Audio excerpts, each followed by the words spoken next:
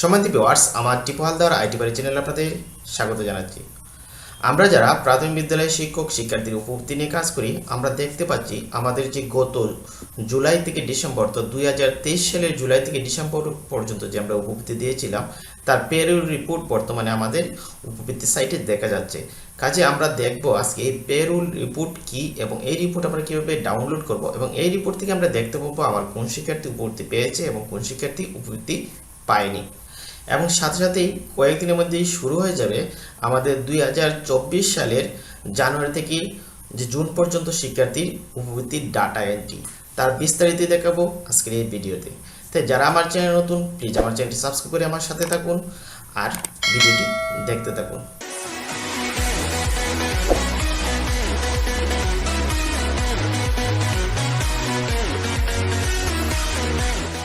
অর্থাৎ আমরা যখন এই কাজটি করতে চাইব তখন আমরা প্রত্যেকে আমার ল্যাপটপে বা মোবাইলে একটি ডাটা কানেকশন দেব। ল্যাপটপে বা মোবাইলে ডাটা কানেকশন দেওয়ার পর আমরা এই যে গুগল ক্রোম ব্রাউজারটি আছে সেই ব্রাউজারটি আমরা ওপেন করব। তারপরে যে সার্চ বার আছে, শুধু আমরা যদি এখানে টাইপ করি PESP অর্থাৎ প্রাইমারি এডুকেশন স্টাইপেন্ড প্রোগ্রাম অর্থাৎ pesp.finance, এখানে ক্লিক করার সাথে সাথেই এই দেখেন প্রাথমিক শিক্ষা উপবৃত্তি কার্যক্রম চলে আসছে। অর্থাৎ প্রাইমারি এডুকেশন স্টাইপেন্ড প্রোগ্রামের লিঙ্কটা আমরা পেয়ে গেছি। অথবা এই লিঙ্কটা আমার ভিডিও ডেসক্রিপশনেও দিয়ে দেবো, আপনারা সেখান থেকেও পেয়ে যাবেন। তারপরে যে pesp.finance আমরা এখানে ক্লিক করব।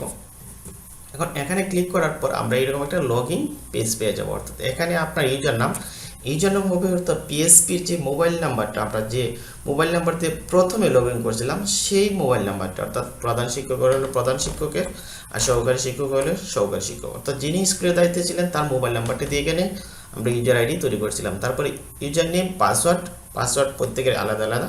তারপরে ক্যাপচা কোডটা দিতে হবে। আমি আমার ইউজার আইডি এবং পাসওয়ার্ড দিয়ে এখানে লগ ইন করবো। তবে এখানে মনে রাখতে হবে একসাথে দুইটা লগ ইন করা যাবে না, তো দুইটা ডিভাইসে লগ ইন করতে পারবেন। আবার অনেক সময় দেখা যায় ভুল পাসওয়ার্ড দিলে দেখা যায় পাসওয়ার্ড হ্যাজ বিন এক্সপায়ার্ড, অথবা এইরকম দেখা যায় ব্যাড ক্রেডেনশিয়াল। কাজেই আপনারা সতর্কতার সহিত ইউজার আইডি এবং পাসওয়ার্ডটা দিয়ে লগ ইন করবেন। আমি ইউজার আইডি পাসওয়ার্ড দিয়ে লগ ইন করছি।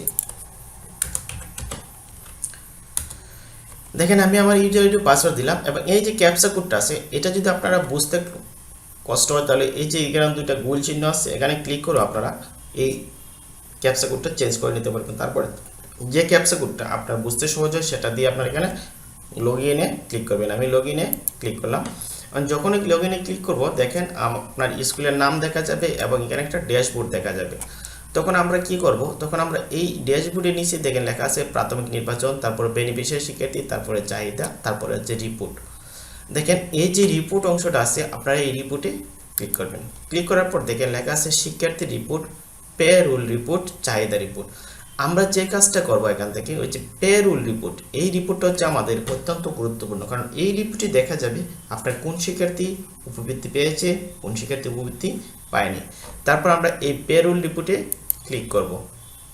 ক্লিক করার পর এখানে রিপোর্টের ধরন নির্বাচন করে ক্লিক করতে হবে। তারপর এখান থেকে আমরা দেবো পেমেন্টের বিস্তারিত প্রতিবেদন, এটা সিলেক্ট করে দিব। তারপর অর্থবর্ষটা সিলেক্ট করে দিব। দেখেন এখন কিন্তু প্রতিটা অর্থবর্ষের রিপোর্টে আপনারা দেখতে পারেন আমরা দেবো 22-23 না, আমরা দেবো 23 এবং 24, অর্থাৎ 2023-24 অর্থবর্ষ। তারপরে পেমেন্ট চক্র ওই যে 23 সালের জানুয়ারি থেকে জুন দিছে, আবার জুলাই থেকে ডিসেম্বর, আমরা জুলাই থেকে ডিসেম্বরটা দেখে নেব।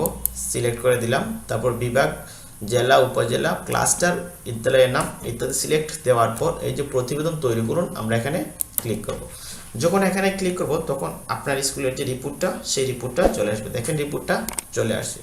আমার রিপোর্টটা চলে আসার পর ডান দিকে একটা অপশন আছে দেখেন পেমেন্টের স্ট্যাটাস, এই যে পেমেন্ট স্ট্যাটাস এবং পরিশোধিত অর্থ, এখানে টাকাটাও দেখা যাচ্ছে। আমি যদি একটু বড় করে দেখাই তাহলে আমি এখানে এই যে প্লাস আইকনটা আছে উপর দিকে দেখেন আমার কার্সরটা যেখানে, এটাতে ক্লিক করলে দেখেন বড় হচ্ছে। তারপরে যে নিচে যে এই যে স্ক্রল বারটা আছে এই স্ক্রল বারে যদি টান দেন এইদিকে দেন পরিশোধিত অর্থ দেখেন দেখা যাচ্ছে, অর্থাৎ কে কত টাকা পেয়েছে সেটাও দেখা যাবে। অর্থাৎ কে 450, কে 900, এই টাকাটা দেখা যাবে। আর ডান দিকে যে পেমেন্ট স্ট্যাটাস থেকে পেমেন্ট স্ট্যাটাসে গেলে আপনারা দেখতে পারবেন যতগুলো গৃহীত লেখা আছে তাদের নাম্বারে টাকাটা বিতরণ করা হয়েছে। আমি দেখতে পাচ্ছি আমার প্রতিটি নম্বরেই গৃহীত শব্দটি লিখে আছে। যেহেতু গৃহীত শব্দটি লিখে আছে সেহেতু আমার প্রত্যেকটা নাম্বারেই বোঝা যাচ্ছে টাকাটা বিতরণ করা হয়েছে এবং সর্বমোট যে বিতরণ করা হয়েছে সেই টাকাটা দেখাবে, অর্থাৎ ৭১,৫৫০ টাকা বিতরণ করা হয়েছে। এখন এই সমস্ত রিপোর্টটা যখন আমরা পেয়ে গেলাম, তখন ডান দিকে দেখেন এখানে একটা ডাউনলোড আইকন আছে। আমরা এখানে ক্লিক করব না, আমরা ক্লিক করব ওই যে প্রিন্ট আইকনটা আছে, মনে রাখতে হবে ডাউনলোড আইকনে ক্লিক করলে সমস্ত ফাইল চলে আসে। আমরা এই যে প্রিন্ট আইকনটা আছে, আমরা এই প্রিন্ট আইকনে ক্লিক করব। ক্লিক করার পর এইটা চলে আসবে। এখানে আমরা দেবো, দেখুন মাইক্রোসফট প্রিন্ট টু পিডিএফ, এখানে আমরা দেবো সেভ এজ, এই যে লেখা আছে এখানে সিলেক্ট করে দেবো যে মাইক্রোসফট প্রিন্ট টু পিডিএফ। এখান থেকে আমরা দেবো সেভ এজ পিডিএফ, আমরা সেভ এজ পিডিএফ সিলেক্ট করে দিলাম। তারপরে পেজ দেবো অল, আর পেজ পার শিট আমরা দেবো এখানে পেজ পার শিট দেবো 1, অর্থাৎ প্রতিটা শিটে আমরা একটা করে দেখতেছি। তারপর যে নিচে আছে সেভ, আমরা এই সেভে ক্লিক করব। ক্লিক করার পর এটা কী নামে দিতে চান সেই ফাইলের নামটা দেবেন। আমরা দেবো পেরোল রিপোর্ট, পেরোল, আমি যেভাবে আসছে সেভাবে লিখছি, payroll report July to December 2023। তারপর যে পিডিএফ এবং ফোল্ডারটা কোন ফোল্ডারে লাগবো, আমরা এই যে ডাউনলোড ফোল্ডারটা সিলেক্ট আছে, ডাউনলোড ফোল্ডারে, তারপর এই যে নিচে সেভ আছে, আমরা সেভে ক্লিক করব এবং আমার এটা ডাউনলোড হয়ে গেছে। তারপর আমি এই পেরোল রিপোর্টটা এখান থেকে ক্রস করে দিলাম। এখন দেখেন আমি যদি আমার মিনিমাইজ করে নিই, তারপরে যদি আমি আবার এই যে দিস পিসিতে ক্লিক করি, তারপর এই যে ডাউনলোড আছে, ডাউনলোডে যাই, দেখেন আমার রিপোর্টটা এখানে দেখা যাচ্ছে payroll report July to December 2023। তারপর আমি এই ফোল্ডারটা ক্লোজ করে দিলাম। তারপর আমি এইটা আমার মিনিমাইজ ছিল, আমি এটা আবার ওপেন করে দিলাম। তারপর এই যে নিচের দিকে দেখেন এখানে কতগুলো অপশন আছে, যে প্রাথমিক নির্বাচন, আমাদের যখন কাজটা শুরু হবে, যেমন শিক্ষার্থীর প্রাথমিক তালিকা, এই কিছুদিনের মধ্যেই আমার এই কাজটা শুরু হবে, তখন আমরা শিক্ষার্থীর ডাটা এন্ট্রি কাজটা শুরু করব। যেহেতু ডাটা এন্ট্রিটা আমরা কাজটা শুরু করে দেবো, এতে লেখা আছে নতুন যুক্ত করুন, ওই যে শিক্ষার্থীর তালিকা নতুন যুক্ত করুন, এখানে যদি ক্লিক করি দেখেন ওই যে পারমিশন ডিনাইড, মানে এটা এখনও চালু হয় নাই। যখন এটা চালু হয়ে যাবে, অর্থাৎ কিছুদিনের মধ্যেই, অর্থাৎ 2024 সালে শিক্ষার্থী ডাটা আমরা এন্ট্রি দেবো। কাজে আপনারা সমস্ত ডাটা রেডি করে প্রস্তুত থাকুন। এবং সেই ডাটার জন্য আমাদের একটা ফরম্যাট রেডি করছি, দেখেন আপনারা যদি দেখতে চান সেই ডাটাটা আপনারা একটু দেখতে পারেন।